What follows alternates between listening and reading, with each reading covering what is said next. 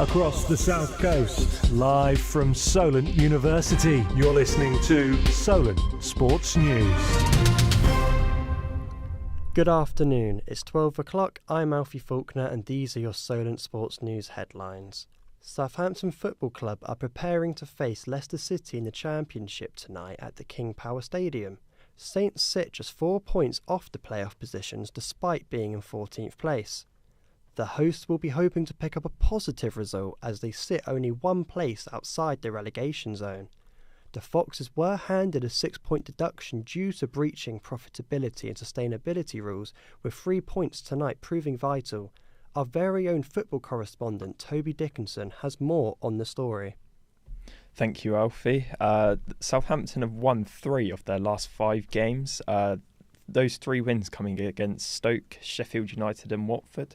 So Stoke and Watford, 2 teams that are above Southampton, so picking up wins there are very positive for their promotion push. Sheffield United have Premier League club 2 seasons ago, so another good win there. And a draw in the South Coast Derby is also an extremely good result considering the amount of pressure in that game.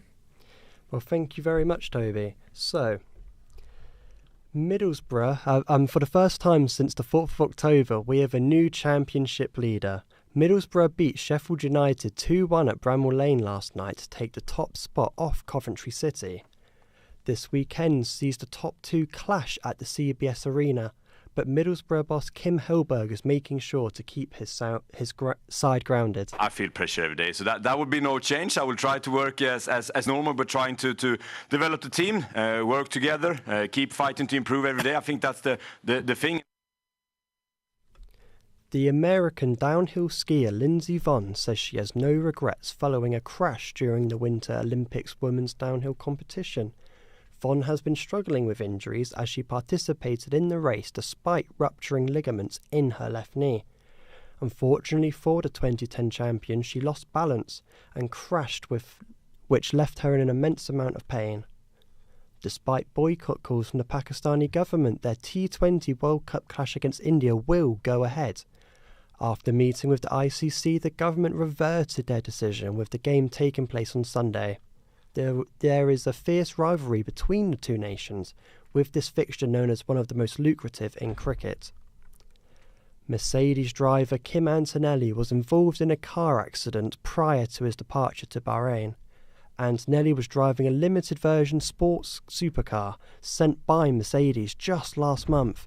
A police report noted the crash was an impact with a guardrail with no other vehicles involved. The F1 driver was ultimately unharmed and will continue to take part in this week's Bahrain Formula 1 pre-season test. AFC Bournemouth travel to Merseyside tonight as they play Everton. Everton will be without Jack Grealish, who has undergone surgery yesterday on a stress fracture in his foot. The Cherries have only lost once since 2026 when Arsenal defeated them 3-2 on the south coast. Bournemouth boss Andoni Iraola believes Everton will be a tough test despite their recent results.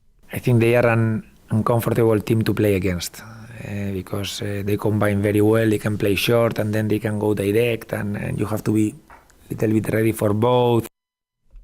The Six Nations heads into round 2 this weekend after an exciting start to the tournament.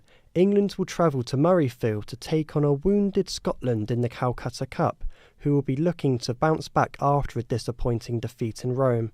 Ireland will be also looking for a positive result against Italy after their defeat to France, who will face Wales at the Principality Stadium. That's all for this hour, and I'll be back at 1.